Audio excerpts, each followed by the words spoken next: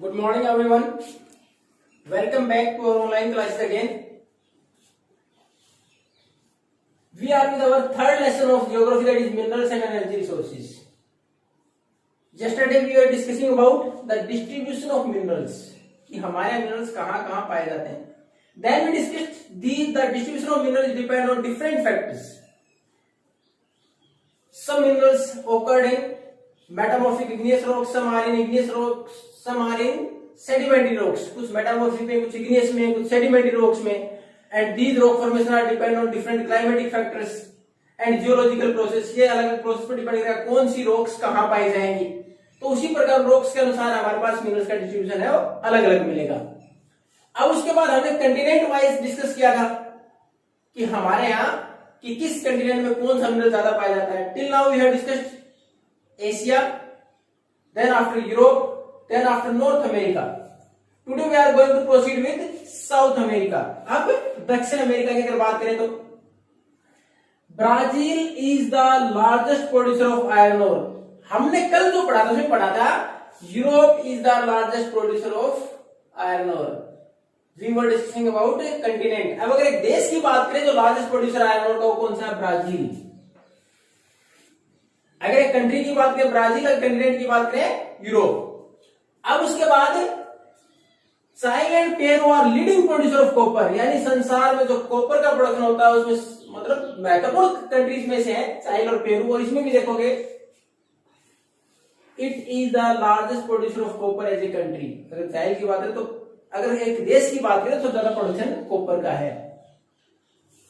उसके अलावा हमारे पास ब्राजील और Bolivia are leading producer of tin. Brazil और बोलिविया जो कंट्रीज हैं साउथ अमेरिका के, इनके अंदर टीन का प्रोडक्शन बहुत ज्यादा होता है. जबकि हमने पढ़ा था Asia produce more than 50% of tin in the world. लेकिन महत्वपूर्ण प्रोड्यूसर है among the leading producers. Leading नहीं है, अमंग द लीडिंग प्रोड्यूसर्स हैं. उसके अलावा साउथ अमेरिका में हमारे पास मिनरल्स और भी हैं जैसे gold, silver, manganese, mica, platinum etcetera. यानी इनके अलावा मिनरल्स तो हमारे पास और भी हैं. अब और अगर बात करें तो हमारे पास तो मिनरल ऑयल है. यानी हमारे पास पेट्रोल डीजल की अगर बात है तो Venezuela, Argentina, Chaili, Peru, Colombia, यहाँ जो मिनरल ऑयल है उसके भी काफी डिपोजिट्स, काफी भंडार हैं. तो साउथ अमेरिका अगर ओवरऑल बात करें तो it is rich in mineral resources. अगर खनिज पदार्थों की बात करें तो बहुत सारे खनिज पदार्थ इस कंटिनेंट के अंदर हैं, हर प्रकार के. From the very precious one जैसे गोल्ड, सिल्वर, प्लेटिनम पड़ा. उसके साथ साथ हमारे पास पेट्रोलियम जो प्रोडक्ट है उनकी बात करें, मिनरल ऑयल की बात करें, और हमारे पास कॉपर, आयरन और टिन की बात करें तो हमारे पास साउथ अमेरिकन जो कंटिनेंट है it is very rich in mineral resources. Next we are moving towards the next continent, that is Africa. It is also rich in mineral resources. अब इसमें भी जब प्रीशियस की बात करें गोल्ड, डायमंड और प्लेटिनम, ये जो हमारे पास लीडिंग प्रोड्यूसर है अफ्रीका. यानी पूरे संसार में अगर कंटिनेंट की बात है सबसे ज्यादा प्रोडक्शन करता है डायमंड, गोल्ड और प्लेटिनम का. अब उसके बाद साउथ अफ्रीका, जिम्बाब्वे और जाए. गोल्ड की अगर बात करें अकेले गोल्ड का प्रोडक्शन जो ज्यादा होता है तो आप इससे पहले साउथ अफ्रीका का तो पहले भी पढ़ चुके हो 7th क्लास में. When we were discussing about grasslands at that time also we discussed about it. उस टाइम में हमने पढ़ा था साउथ अफ्रीका, जिम्बाब्वे और जायरी, ये जो 3 कंट्रीज हैं इनके अंदर गोल्ड का प्रोडक्शन बहुत ज्यादा होता है. और साउथ अफ्रीका अमेरिकन कंट्रीज की बात करें तो आप देखोगे इसमें से 80% कंट्रीज जो हमारे पास फुटबॉल की टीम है वो आसानी से याद होने वाले नाम है. चाहे ब्राजील है, चाहे चाइना है, चाहे पेरू है, तो ये ज्यादातर वो नाम है. वेनेजुएला है, अर्जेंटीना है, तो ये ज्यादातर फुटबॉल खेलने वाली है. तो इसमें नाम अगर याद रखने हो आपको उस कंट्रीज के तो इजी हो जाता है. If you are a football loving. Cricket हमारे ज्यादा पॉपुलर है लेकिन अगर आप फुटबॉल पसंद करते हैं तो उससे संबंधित देश है ज्यादातर साउथ अमेरिका की. अब अफ्रीका में हमारे पास कॉपर और आयरन का भी लीडिंग प्रोड्यूसर है. यानी one of the leading producer among the leading producers. यानी सबसे ज्यादा उत्पादन तो नहीं लेकिन जो महत्वपूर्ण कंट्रीज ऑफ प्रोडक्शन करने वाले कॉपर आयरन उनमें से एक है अफ्रीका. उसके अलावा इसमें यूरेनियम, कोबाल्ट, बॉक्साइट एक्सेट्रा ये भी मिनरल्स काफी मात्रा में पाए जाते हैं. अब ये लीडिंग प्रोड्यूसर है किस चीज का? गोल्ड का. और गोल्ड में आपने पहले पढ़ा था डायमंड, गोल्ड और प्लेटिनम. इसमें भी महत्वपूर्ण जो जगह है जो इसके लिए प्रसिद्ध है ये है कालगुर्ली और कुलगार्डी. ये 2 जगह है जहां की माइनिंग सबसे ज्यादा होती है इनकी। ये महत्वपूर्ण प्रोड्यूसर जो गोल्ड के हैं। उसके अलावा डायमंड, आयरन, टील, कॉपर, लीड, ये और मिनरल्स जो हमारे यहाँ अफ्रीका के अंदर प्रोडक्शन होता है। Next our continent is Australia. Australia is the leading producer of और largest producer of, not leading, largest producer of. अगर कंटिनेंट की बात है तो बॉक्साइट का सबसे ज्यादा प्रोडक्शन करता है। अब इससे अगर आप एक चीज देखें तो बॉक्साइट किस काम आता है? It is the raw form of और what we are getting it, aluminium.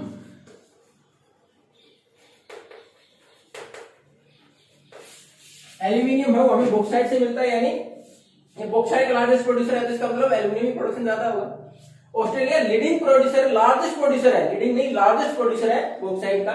उसके अलावा यहां अगर और हमारे पास बात करें इसके अलावा किसी चीज की जो और प्रोडक्शन है, उसमें हमारे पास gold, diamond, iron, tin, copper, lead और जिंक, ये अदर मिनरल्स हैं which are found in Australia. अब हमारे पास last Antarctica. You have already read it about Antarctica as well as Arctic Circle where there are large sheets of ice. It's nearly about impossible to access to the minerals. हमने देखा कि यहाँ minerals तक पहुंचना लगभग मुश्किल है क्योंकि इसमें लागत ज्यादा, जैसे हम जो ज्यादा डेप्थ में जाते हैं इकोनॉमिकली नॉट फिजिबल, इतना आसान नहीं होता। आर्थिक तौर पर लागत बढ़ जाएगी। अगर हम 100 रुपए की चीज निकालें 150 रुपए की तो we are not going to take it out, हम बाहर नहीं निकालेंगे उसको, हमारी लागत ही ज्यादा हो रही है उसमें, तो why we are going to use it, तो हम क्यों इस्तेमाल करते हैं उसके फिजिबल, इसलिए इकोनॉमिकली आर्थिक तौर पर हमारे लिए संभव नहीं है, लेकिन फिर भी प्रिडिक्शन है ये उसका जो जियोलॉजिकल प्रोसेस है, जो हमारी पृथ्वी के नीचे का जो इन्वायरमेंट किस प्रकार का हमने देखा था उस पर रॉक फॉर्मेशन और जो मिनरल्स है उसके ऊपर डिपेंड करते हैं।